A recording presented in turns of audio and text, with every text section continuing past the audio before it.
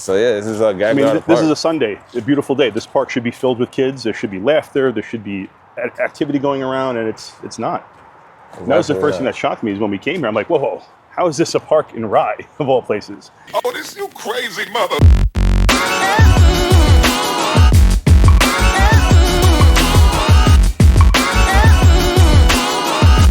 How's it going, man?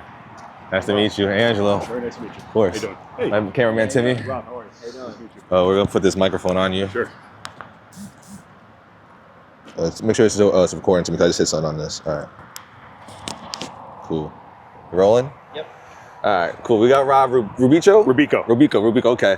And basically, just long story short, tell us what the plan is with the Old Rye Pet Mall. Yeah, so we actually haven't signed anything yet. We're still in conversations with the owners, and they are an amazing old school Rye family. They really care about the property and the community.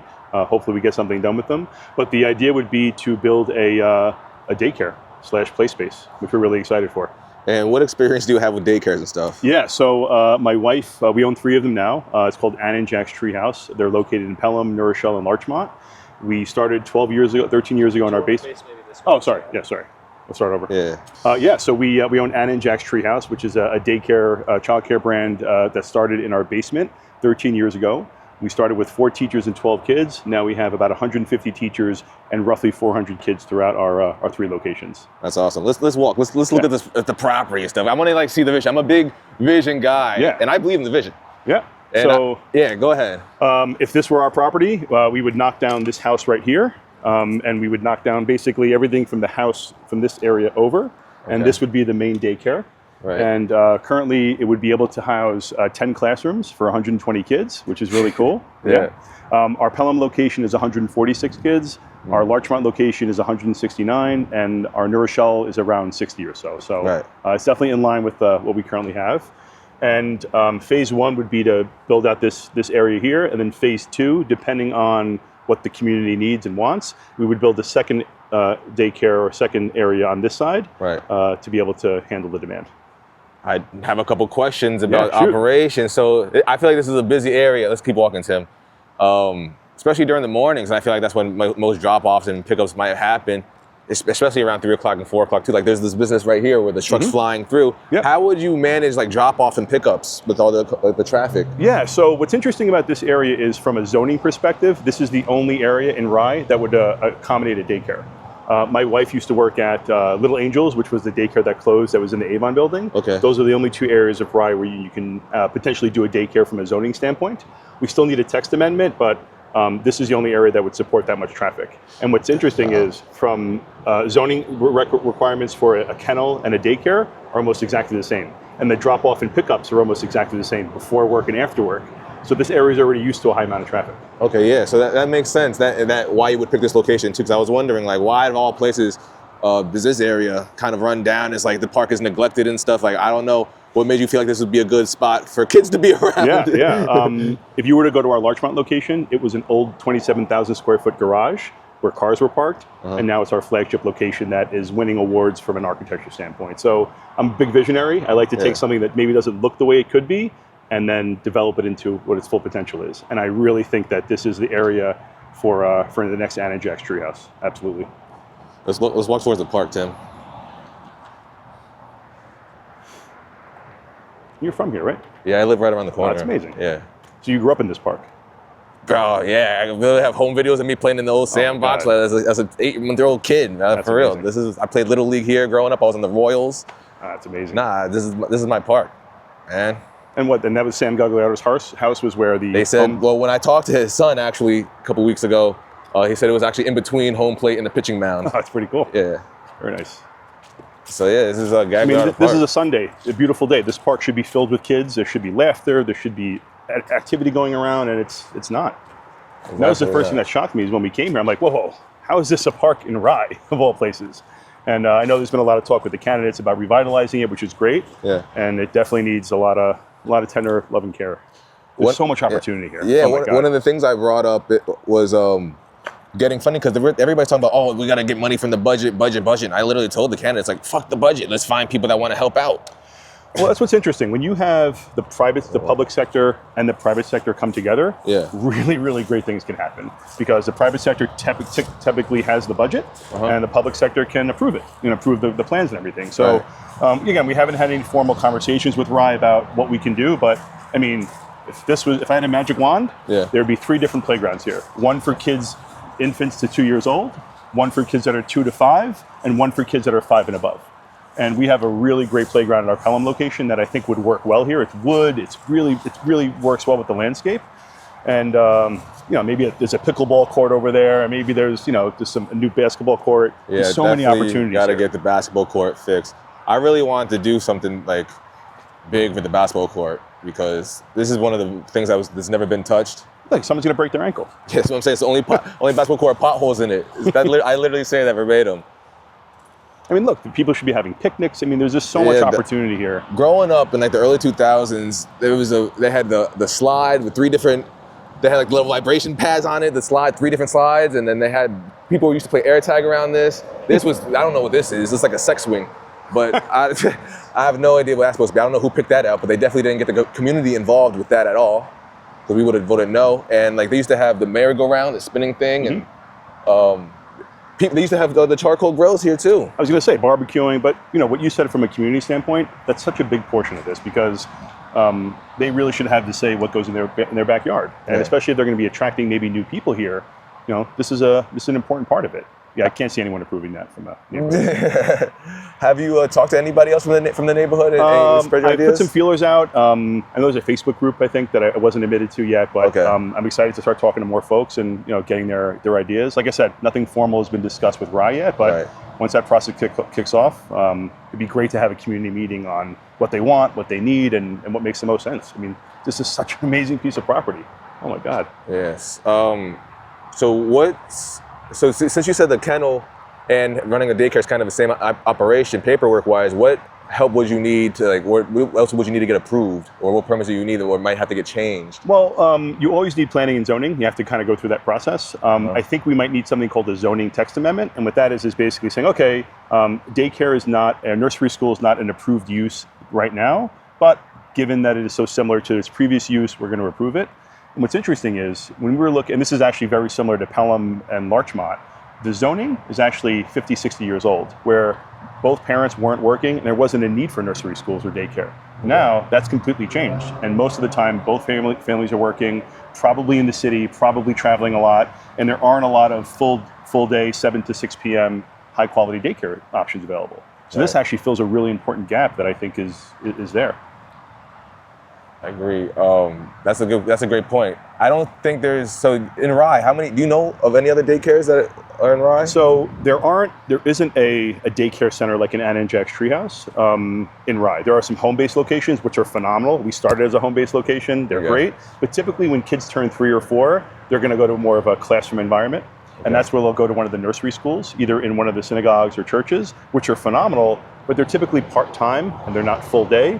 And parents usually need 7 to 6 p.m. So I don't actually know if there's an actual proper daycare center like what we have here. I don't have any kids, so I wouldn't know. But I definitely know friends that do that type of thing in their basement. So I didn't know if that was a legal operation. And I was like, oh, we got to bring the business over here. Yeah. Now, what made you want to get into this daycare business stuff? Yeah, it's good question. So my wife was a kindergarten teacher in the Bronx for many years. And when we moved out of the city and we settled in New Rochelle, we couldn't find a daycare that she liked enough from an educational standpoint. And one of her lifelong dreams was to always open up a daycare. And we actually found her old journal and it says, open up a daycare. And we decided, okay, well, what was supposed to be my man cave, we're going to turn into a daycare. Right. So Anna's Treehouse was born with 4 teachers and 12 kids. And it just kept growing and growing. And now we have what we have here, which is pretty substantial. I left work about 6 years ago to help her because it was too big for her on the admin side. So I handle everything outside of care. Yeah. She handles the care aspect. It's really amazing. How do you go about picking your staff and teachers? That is the one thing that's, it's an art and a science. We interview probably 40, 50 people a week. We maybe hire one. Wow. We actually have a lot of candidates that come to us. We pay probably better than any other daycare out there. It's just who we are. We are also more expensive than a lot of daycares. And I think parents are okay with it because they know where the money's going, which is to the teachers. We've won Best of Westchester the last 6 years in a row. And I think that's 100% because of the teachers we have. and how we take care of them. So we don't have that much of an issue, but it's always a challenge because people interview really well, and then a couple weeks later.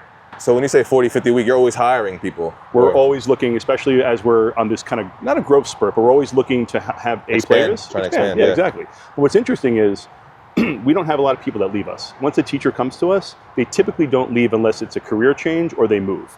So if we don't keep growing, we're going to lose teachers because we can't offer the growth. So for our Larchmont location, all the lead teachers there were assistant teachers in Pelham or New Rochelle or Norwalk that we've promoted. I was going to say, what qualities do you look for like in a teacher or somebody that's looking to apply? Oh man.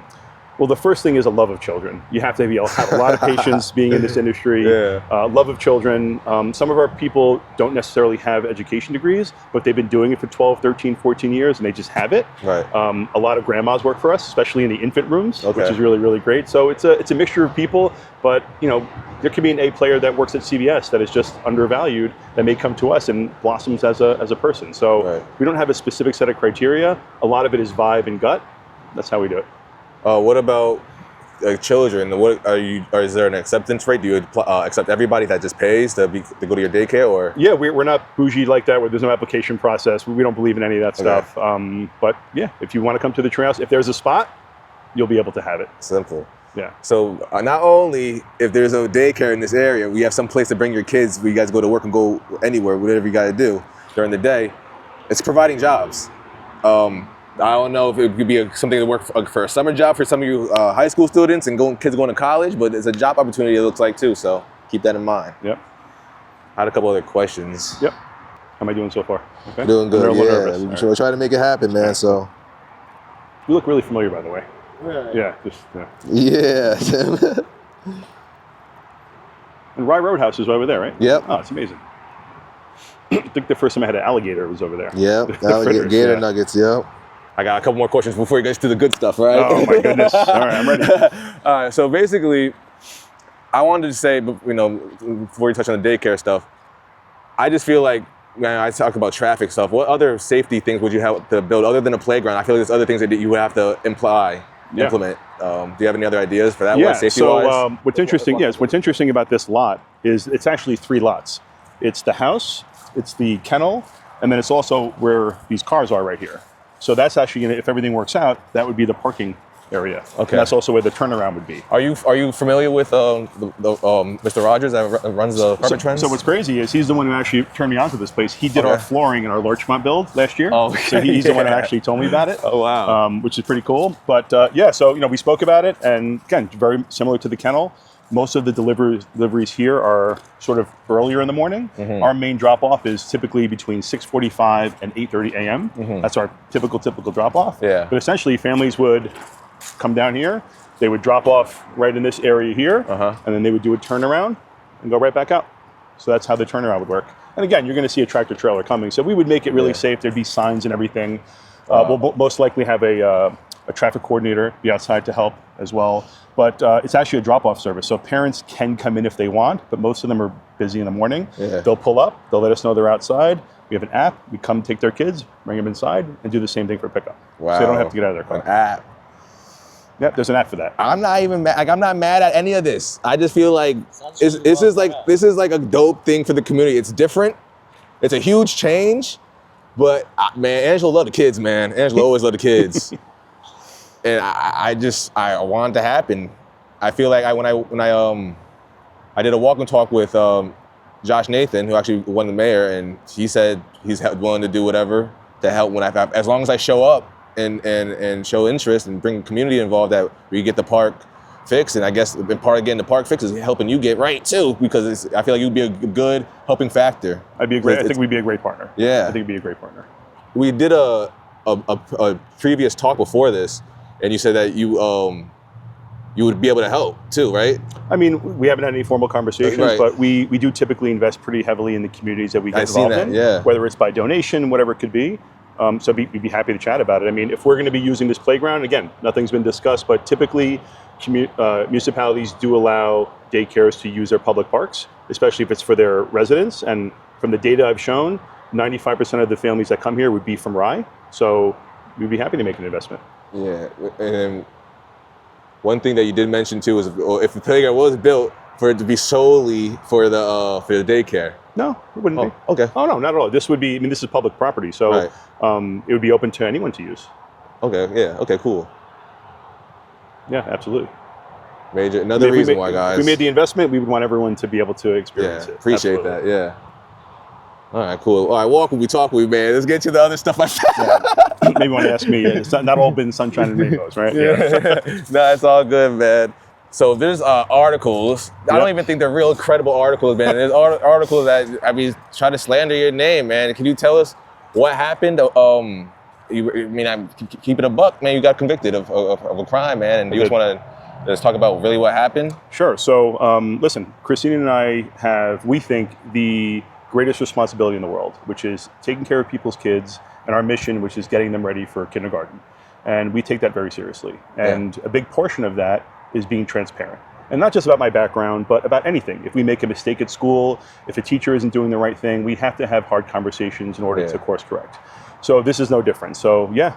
When I was in my mid-20s, late 20s, I made some knucklehead decisions that got me in some trouble. And in 2011, I made the biggest one, which was I accessed a computer system I wasn't supposed to.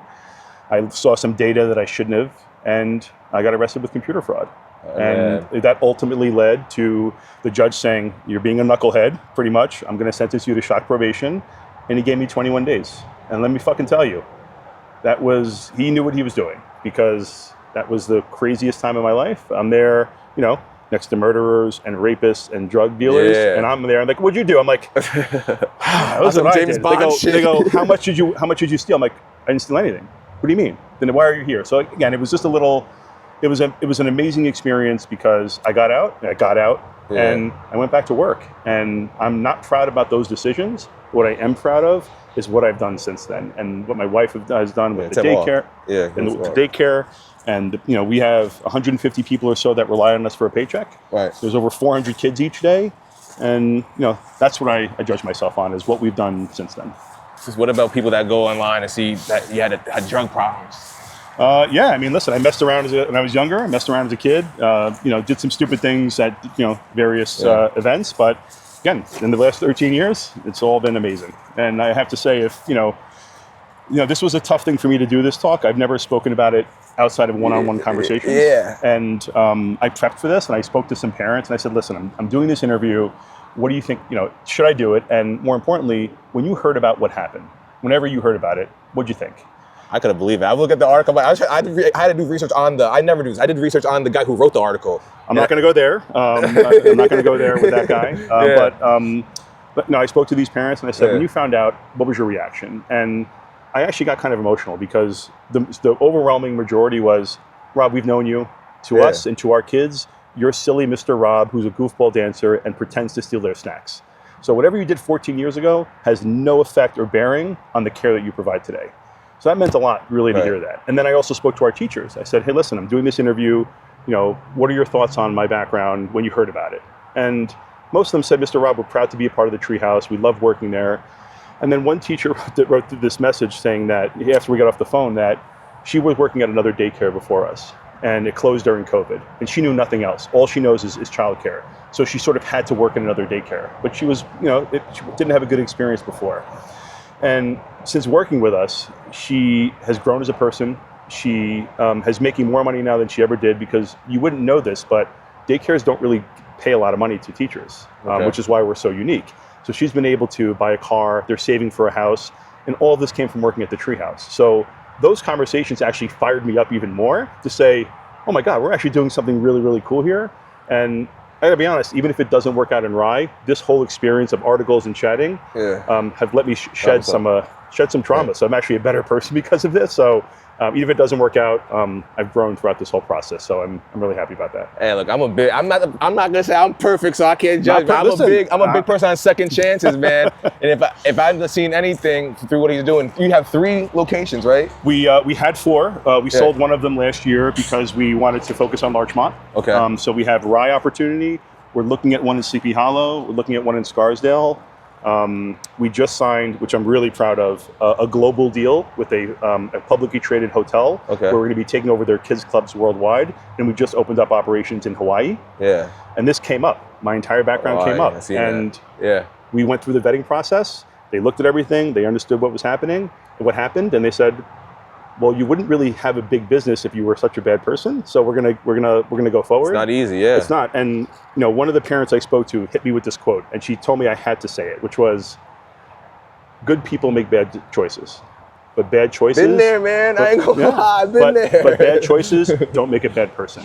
And that floored me when she told me that. I'm like, oh, wow, like that's real. And I know we do a great job, but to hear that from a parent, one of our customers, given everything, it really means a lot. And just excited about this opportunity and future ones. I think it's gonna be great as we keep growing. One more thing I read in the article, man. Owing a bunch of people money. Yeah. So during COVID, I'm really proud of this. We did not close during COVID, and we didn't lay one person off. Okay. We took out some very, very high interest rate loans called merchant cash advances in order to stay afloat, and we defaulted on them. We paid them all back, but that's how we defaulted. So while it sucks that we went through that, I was able to stay open during COVID. That's all I can say about it. We did what we could. We did what we had to do at the time to stay open, and merchant cash advances are now illegal, and we fell victim to them. But it was what it was. I gotta do more research on that. But I get merchant cash advance. Yeah. Okay. That's pretty much it. You cleared that. I hope, man. Like I said, this guy runs 3 successful Hawaii. Like, he's getting approved. So, I want it to happen. I feel like this will be a major step in the advancement of this park, in the renovations of this park, and at least that whether it gets done, at least you're a voice. Whether it gets done or not, you're a voice of hope, saying that look, it's possible, and I'm interested, because this is the first inklet in years where somebody's even showed interest in putting an investment into this park. So it means a lot to me. That's why I'm here on my football NFL Sunday doing this walk and talk. I was trying to figure out how to wait this. No, you got to just rip off the Band-Aid. You got to, If it does get approved and you're allowed to start doing stuff, how long would it take? Like, let's give it in your first 2 years of being approved. So it really depends on the city. So if we have to do the zoning text amendment, that'll take a couple months. We have to go through planning and zoning. That's 3 to 4 months. I would assume that they would allow for a demo permit ahead of time once we're getting the process started, so we can at least knock down the building and start to do things. It'll be about a year, depending on if all things go well. We have an amazing contractor who is just an amazing person, does great things. So I think we'd be able to do it in a year, and that's if everything goes the right way and the city arrives behind us, which I have no reason to feel that they wouldn't be. And would you be willing to? I know your main focus would be the daycare, but how willing how into it would you be to get the park? Help get the playground in? It'd have to be at the same time. So going through the planning process. Okay. So this isn't our property, so we wouldn't be able to make an application to the planning board, but we would have to work side by side with RI in order to figure that out. But I would say it has to be done at the same time, because if we're going to have excavators and people working here, why not have them here too? Yeah. This is a much easier lift than the daycare, the playground. This could be done in 2 weeks. No, literally. The way that I would envision this is there would be, we would have the 3 playgrounds. If all the equipment's here and we get the excavators and the bulldozers, once we dig down and we put the mulch down, it's not that hard. This is a 2 week to 3 week job. Wow. To get the playground set. Everything else I don't know about, but the playground itself, about 3 weeks. That's awesome. Now, what happens if I don't even want to put that in there. I was gonna say if the daycare closes down, what happens to the park? Well, put it this way: if daycare is closed, start counting your water bottles and your bullets, because it's a much bigger thing going on. Yeah. Okay. I mean, listen. I think we learned during COVID that daycare is essential for people to work, and it's just part of life now. So, if the daycare center is approved, how much is it going to cost you? So, again, phase 1 would be just this building, but phase 2, which would be the building after that and this playground, probably around $6 million altogether. And you have that money already, or? We don't have that money, but we have some really, really great investors that we worked with in the past. That actually, one of them is from RI, and he is very happy to work with us. The money's already in order, guys. We got to get it approved. I think it's a great idea. Thank you. I always do these when I do the walk and talks. I always ask my guests to give a word of encouragement or a word of motivation, and I feel like give a word of encouragement to somebody, even to somebody like myself, man, that didn't have the greatest past, man, but didn't let the past and didn't let articles and didn't let past mistakes stop them from becoming a successful business owner. Yes, we're a business owner, but I'm more of a people person. We're what lights me up is the opportunities that we give our employees and our people, like from a growth perspective. But listen, I married a great person. Christina's my rock. She helps me through everything, and she was my north star in everything. Just I guess the word of advice would be probably marry the right person. That's a big one. But don't let anyone get you down. There were some dark times when those articles came out that I was questioning a lot of stuff. But you push through it. Everyone has a past. Everyone makes mistakes.